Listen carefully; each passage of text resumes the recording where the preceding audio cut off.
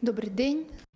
Hello, I welcome all of you who has joined us. I'm Olga Tamanova and Media Center Ukraine of Ukrinform. We are beginning our work. This is 183rd day of the heroic resistance of the Ukrainian people, and I thank everybody who is telling the world the truth about this war. Today our team has prepared the following events for you. At 1:30 p.m. we will have the event devoted to the Crimea platform. We will be speaking about the strategy for the deoccupation of Crimea and economic model. We will have here Deputy Minister of Infrastructure Alexandra Azarkhina, Tamila Tasheva, who's the permanent representative of the President of Ukraine to the Autonomous Republic of Crimea, Alina Frolova, Deputy Minister of Defense of Ukraine 2019-2020, and Deputy Chair of the Board of the Center for Defense Strategies, and Timofey Milovanov, President of Kyiv School of Economics. And just now we are in touch with Ivan Fedorov, Mayor of Melitopol. Ivan, we welcome you here. Good day. Ivan, could you please tell what is now taking place in the city?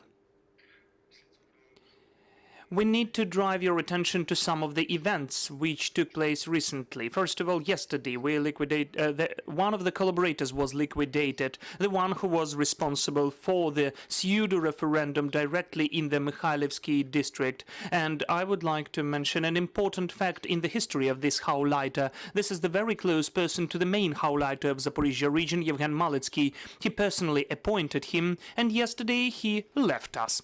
And we cannot precisely answer the question whether this was the cleansing by the Russian forces or this is the work of our guerrilla.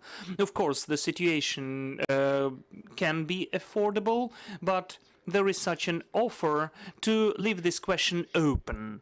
And also, we definitely know that other Hauleiters and collaborators who deal with pseudo-referendums are under special attention of our resistance forces, our guerrilla, and also the special services of Ukraine. That is why we don't have the very specific date of the pseudo-referendum at the temporarily occupied part of Zaporizhia Oblast and the detailed plans which would have a certain date and aim of this pseudo-referendum. Also, I should mention that all of the data about those who agreed to cooperate with the occupiers to conduct pseudo-referendum, those who are ready to get salary from the occupiers, we know all of those facts, and we posted them in all of the papers and certificates for the law enforcement structures.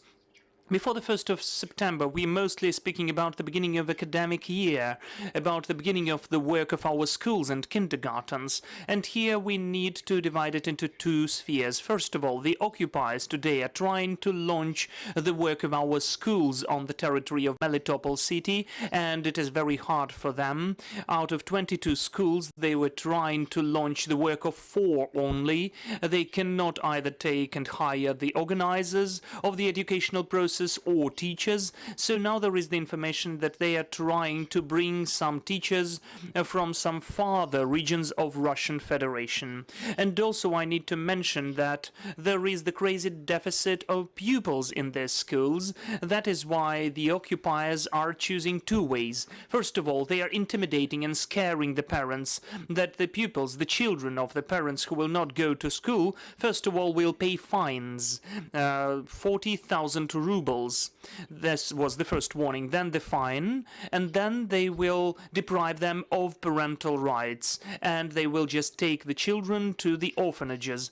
And also, on the other side, they are offering the parents who voluntarily brought their children to the schools, they will offer them 10,000 rubles as of compensation for them to be able to buy some, for instance, necessary things for the training and tuition process. We, as Ukrainian authorities, are fully ready to provide the academic and training process in our Melitopol schools. It will be done online, remotely. Unfortunately, we got used to that during pandemic, and now we can organize this academic process to the full scale. And also the last issue, which is very urgent and which we try to rebroadcast for our residents at the temporarily occupied areas is the issue of the heating season. In Melitopol city, there is more than a month when they don't have natural gas. 95% of the heating systems in Melitopol city are directly using natural gas. So we understand specifically that the beginning of the heating season is under threat. And also, we can divide this question into two parts as well. First of all, the natural gas vanished after the combats close to Orekhovo, where our gas pipeline was cut, and it disconnected gas. This was the reason of the disconnection of gas in part of the occupied Zaporizhia region. And secondly, we can restore gas only restoring and maintaining the gas pipelines, but it's almost impossible because the combats are permanent and constant. And secondly, the propaganda which is broadcast by the Russian occupiers that they will they will lead the gas pipeline from Berdyansk to Melitopol and it will be new. That is definitely impossible. So Melitopol will not have gas. The heating will not be turned on if we do not deoccupy those territories. And we are waiting for the new evacuation wave because there won't be heating season. Ivan, what about the pressure of the occupiers onto or against our people? We can see from the open sources some of the information that in the city there have been some of the attacks onto people. There are informations about forceful taking of our people even to Moscow. Could you please comment on this information? Yes, really, the pressure onto people is strengthening every day after each successful special operation of our guerrilla. The Russians are beginning the total cleansing and filtration in each of the building, in each of the apartments. Each person who has at least something Ukrainian, maybe the flag in the shelf or the embroidered vyshivanka, the embroidered shirt, this person is arrested. And in the best case scenario, after multi-hour interrogations, they let the person go. There have been an announcement that they will deport 4 Melitopol residents to Lefortovo, to the detention center, where they will give them life term for this saboteur activity. But this is only the element of propaganda and nothing more, because the people, those 4 residents of Melitopol, I know them personally. At least 2 of the 4, those people definitely did not take part in any organization of the sabotage activity. Those are really active pro-Ukrainian people who took part in the pro-Ukrainian meetings, but they were not doing anything saboteur. But the Russians are doing that on purpose to scare and to intimidate all the rest of the residents who can not only openly act to support Melitopol, but just openly think to support Ukraine. Which is the latest information about the prisoners and captured people of the civilians? The latest data now, approximately 80 people are captured by Russians. Some of them are now in the labor colonies. They are digging trenches. The Russians make them to dig trenches. Some of them are under tortures, staying in the same detention centers, which are at least 3 on the territory of Melitopol city. Some of them are deported to Simferopol or Moscow. So the situation is super complicated, and unfortunately, as for some of them, we do not have information about their location. Is there information that the filtration camps are working on the territory of the city?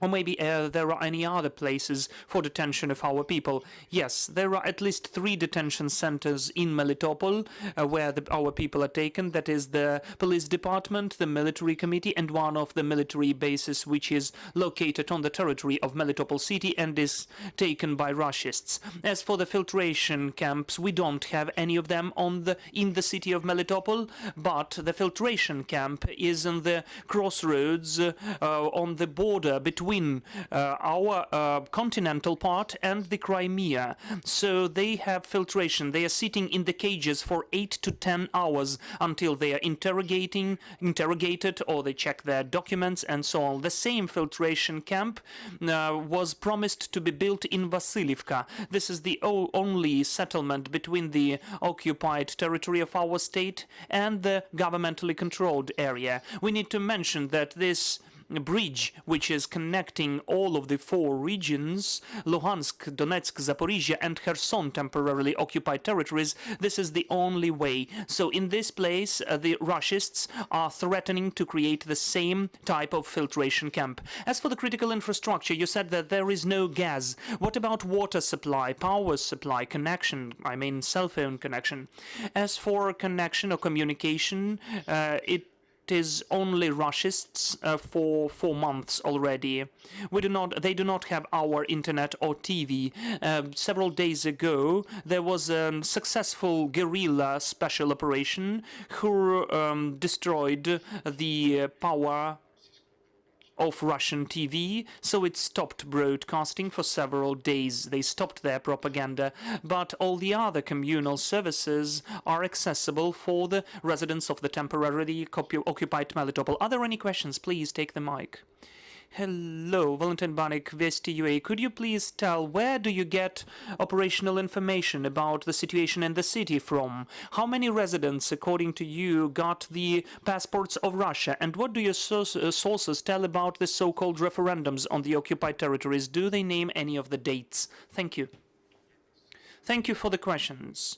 We get the information because we are constantly 24/7 in touch with the residents who are still staying in this territory. For that, we have also opened the Center of Humanitarian Relief, which is located in Zaporizhia city. This center is not only for those who left Melitopol, but this is the center which is working as a call center as well and providing 24/7 connection with our residents about the urgent needs and issues. As for the number of people who are staying on the territory of Melitopol, that's approximately 70,000 of population, 60 to 70,000. This is a bit less than half of the regular number of our people. As for the referendum, we don't have all the information because the big number of our assistants and, in fact, supporters are now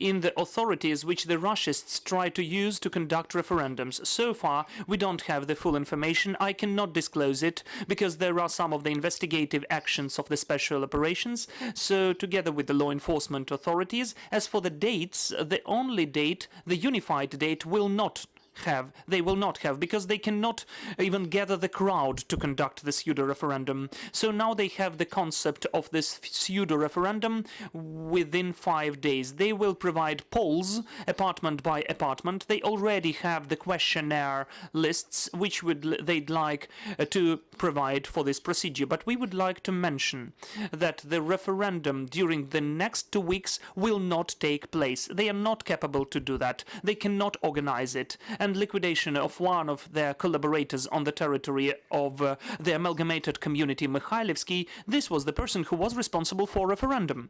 And we also got, during this last 2 days, some of the news that people massively refuse to take part in this event. Any other questions? Yes. Oh, could you please tell how many people, how many residents of the city already got the Russian IDs? This is the question. The Russian documents or passports. We do not have the specific figure, but I can tell you the category of the people. Those are elderly people who do not have access to the objective information, as they have very narrow, only some of them use internet. They cannot install VPN and get access to the objective information. Those people are intimidated that they won't get pensions, so the only way for them to get some of the social payments and pensions is to get the Russists' passport. So this category is mostly getting passports. But definitely those are not tens of thousands of people who are in long queues, as they say. This is only not more than 1,000 of people who submit applications to get so-called passports. And also we will have the data which will be interesting with you within your question. That is the data of the first survey among the apartments of the people who will organize the referendum. After the first visits, after 6 months of occupation, after the total media propaganda from Russian Federation, only 10%, less than 10% of people agreed to support the referendum and the conduction of the the inclusion into Russia or anywhere else. Less than 10%. This is a very significant idea that our people are still waiting to come back to Ukraine and for Ukrainian flag at the central square. Dear colleagues, are there any other questions? Yes, there is one, please. Sasaki of Kyodo News, Japanese news agency. I'd like to ask about the school year. You mentioned that if you would not bring your child to the school, they might be deprived parental rights. How did you confirm this information? Did you get some papers, documents, which is distributed to parents or something? And if not secret, where are you? You're out of the town. You're Ukrainian controlled area, right? Just confirmation. Yes, of course, I cannot stay in Melitopol because my last visit, my last hours of stay in Melitopol were very discomfortable and very dangerous, and they ended with the exchange of prisoners of war. I'm now in Zaporizhia, that is the closest city to which is under control of government of Ukraine and which is the closest to my city of Melitopol. Me and my team are working here, and this is the first city where our residents are getting to when they're evacuating from the temporarily occupied territory. As for the academic year and the procedure, how they will deprive the parental rights, today this is just the information which the teachers of collaborators are disseminating among the parents. The documents which you are speaking about, there is no documents issued by pseudo administration. As soon as we get it, we'll publish it.